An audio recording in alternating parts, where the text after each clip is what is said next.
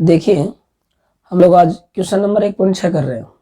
1.6 हमसे क्या कहता है कि 4 बिंदु आवेश जिसमें जिनके नाम दिए गए Q A 2 microcoulomb, Q B -5 microcoulomb और क्यू सी 2 माइक्रोकुलाम और क्यू डी कोई आवेश है -5 माइक्रोकुलाम 10 सेंटीमीटर भुजा के वाले किसी वर्ग ABCD के शीर्षों पर अवस्थित है, मतलब रखे हैं। वर्ग के केंद्र पर रखे 1 माइक्रोकुलाम आवेश पर लगने वाला बल कितना होगा। देखो करते हैं। सबसे पहले तो क्या कहता है, एक वर्ग है। एक वर्ग बना लेते हैं हम लोग। मान लीजिए एक वर्ग है,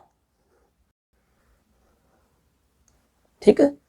और ये जो वर्ग है इसके एक भुजा को बोल देते हैं ए, एक बिंदु को ए बी सी और ये बोल देते हैं अपन डी, ठीक। इन पर आवेश कितने कितने स्थित हैं, 2 -5 2 और -5, यानी सिस्टम है 2 माइक्रोकुलाम -5 माइक्रोकुलाम 2 माइक्रोकुलाम और 5 माइक्रोकुलाम, ठीक है। एक बार कंफर्म कर लेते हैं।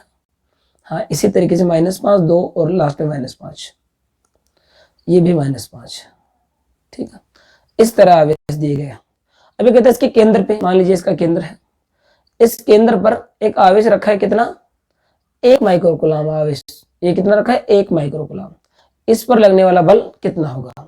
इसके केंद्र पे रख देते हैं 1 माइक्रोकुलाम। मान लीजिए केंद्र है और यहां रखा है 1 माइक्रोकुलाम आवेश।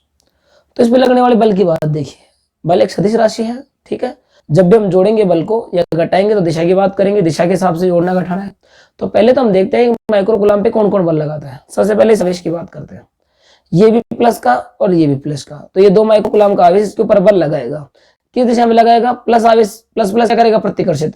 तो जो ये 2 माइक्रोकुलाम का आवेश इसके ऊपर जो बल लगाएगा उस बल की दिशा ये होगी, ठीक है। ऐसे बल लगाएगा इसके ऊपर, या फिर आप ऐसे दिखा दीजिए, बल ऐसे लगेगा। इस बल को बोल देते हैं FA। एक बात, ठीक है। अगली बात करते हैं -5 माइक्रोकुलाम का आवेश। ये माइनस का है और ये प्लस का है। माइनस प्लस आपस में क्या करेंगे, आकर्षित। तो ये -5 माइक्रोकुलाम का जो इसके ऊपर बल लगाएगा वो ऐसे लगाएगा, ये इसको आकर्षित करेगा। इसको बोल देते हैं FB। अगली बात कीजिए, ये जो यहाँ है अपने पास 2 माइक्रोकुलाम का, ये भी प्लस का, ये भी प्लस का, प्लस प्लस आपस में प्रतिकर्षित करेंगे और 2 माइक्रोकुलाम का जो आवेश का जो बल लगाएगा इसके ऊपर, ये क्या लगाएगा, इससे विपरीत दिशा में। ये कुछ इस तरीके से लगाएगा, प्रतिकर्षित ऐसे तो करेगा और इस बल को नाम रख देते हैं FC। इसी तरीके से देखिए -5 माइक्रोकुलाम, इसको क्या करेगा, आकर्षित, क्योंकि ये प्लस का है। तो ये लगाएगा किस दिशा में लगाएगा, इस दिशा में, इस तरीके से। इस बल का नाम रख देते हैं FD।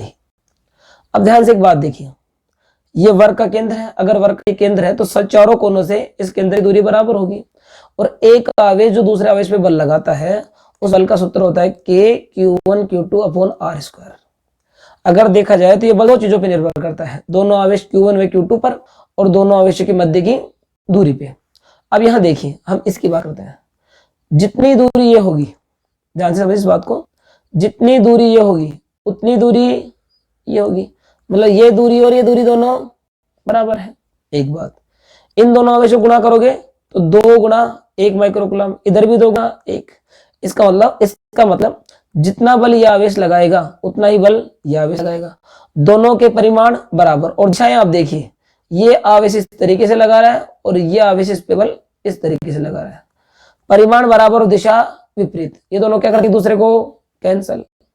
यही काम यहाँ पे होगा, ये भी -5 माइक्रोकुलाम का, ये भी -5 माइक्रोकुलाम का। जितने बल से ये आकर्षित करेगा उतने ही बल से ये आकर्षित करेगा, क्योंकि इन दोनों की यहां से यहां तक की दूरी, इस दूरी को आप ऐसे दिखा दीजिए, यहां से यहां तक की जो दूरी होगी और ये दूरी होगी, दोनों क्या होंगी, बराबर होंगी।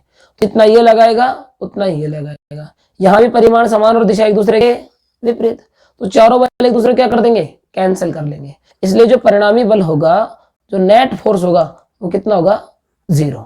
तो इस केस में परिणामी बल कितना आएगा, 0। ये देखते ही पता चलता है, ठीक है। ये आपका 1.6 है। अगर आपको ठीक लग रहा है तो चैनल को जरूर सब्सक्राइब कीजिए। अगला क्वेश्चन देखिए।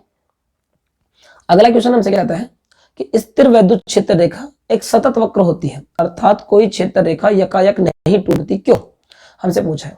देखिए इस बात को समझिए, अगर ये सतत क्यों होती है, हम इसको क्यों सतत बोलते हैं, समझिए इस बात को कि मान लीजिए ये कोई एक आवेश है और इस आवेश से इस तरीके से विद्युत क्षेत्र रेखाएं निकल रही हैं, इस तरीके से, ऐसे, इस तरीके से, ऐसे ऐसे विद्युत क्षेत्र रेखाएं जा रही है ना, इस तरफ भी, इस तरफ भी, इस तरफ भी, ऐसे भी। अब जब आप किसी आवेश को, किसी दूसरे परीक्षण आवेश को यहां रखोगे, मान लीजिए आपने इसको यहीं रख दिया, कि कोई परीक्षण आवेश है जिसको आप लोगों ने यहां रखा, इस परीक्षण आवेश को आप यहां रखोगे और मान लीजिए जो भी आपने रखा ये Q0 है और ये पॉजिटिव ही है, तो ये प्लस आवेश पर क्या लगेगा, प्रतिकर्षण बल, और ये प्रतिकर्षण बल इस पर लगातार लगता है। ऐसा होता है कि भाई यहां से यहां तक, तो ऐसा थोड़ी होता है कि यहां से यहां तक तो बल लगे और बीच में फिर बल, यहां से यहां तक ये जो क्षेत्र इसमें बल ना लगे और फिर बल लगना शुरू हो जाए, ऐसा नहीं होता ना, लगातार बल लगता है, क्या तो लगातार लगेगा और उसके बाद नहीं लगेगा तो नहीं लगेगा।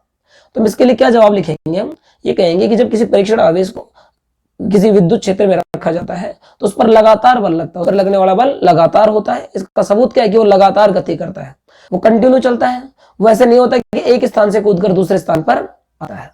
तो हम इसका जवाब क्या लिखेंगे, भाई अगर लगातार बल ना लगता, लगातार बल ना लगता तो फिर ऐसा होता उसके साथ कि भाई यहाँ जैसे मान लीजिए विद्युत क्षेत्र रेखा है और कोई आवेश है, उसके ऊपर यहाँ भी बल लग रहा है, यहाँ भी बल लग रहा है, यहाँ भी बल लग रहा है, बीच बीच का ऐसा क्षेत्र है यहाँ पे कोई बल, इस क्षेत्र में कोई बल नहीं लग रहा, और फिर लग रहा है और फिर इधर भी लगता है और इधर भी लगता है और बीच में नहीं लगता। आप इसको चुंबक से समझ सकते हैं। अगर आपके पास कोई ऐसे मैग्नेट या चुंबक हो तो आप नोटिस करोगे कि जब कोई एक चुंबक दूसरे चुंबक पर बल लगाएगी तो बल लगातार होगा, ऐसे लगता है धीरे धीरे कम होता जाएगा, उसके बाद जीरो हो जाएगा। ऐसा नहीं होगा कि जब आप उसके पास आओगे तो यहाँ बल लगेगा, यहाँ लगेगा और बीच में कोई जगह ऐसी हो जहां बल ना लगे, लगातार लगता है।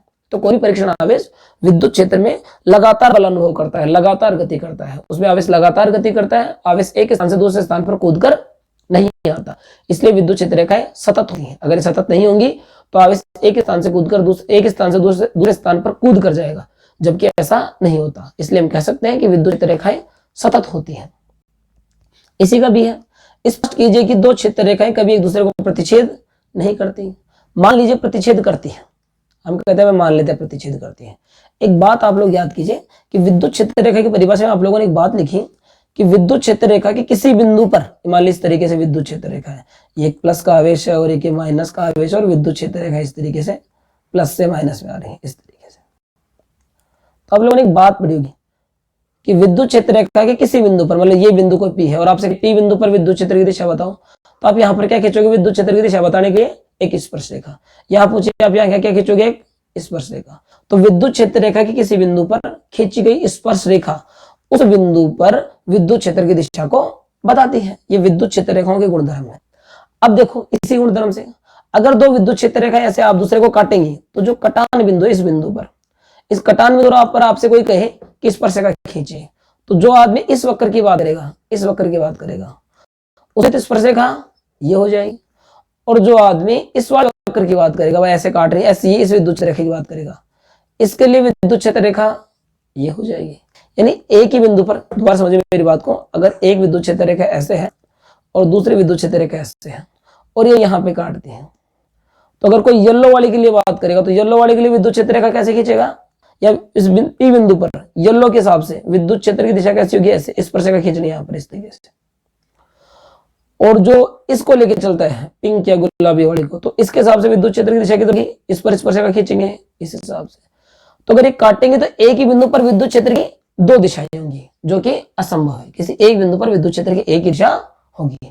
तो इसका जवाब हम लिखेंगे कि दो विद्युत क्षेत्र रेखाएं आपस में प्रतिच्छेद नहीं करती हैं, क्योंकि अगर वो ऐसा करेंगी तो कटान बिंदु पर विद्युत क्षेत्र की दो दिशाएं होंगी, जो कि संभव है। आई होप आपको वीडियो समझ में आया होगा। अगर आपने यहां तक देखा है तो चैनल को जरूर सब्सक्राइब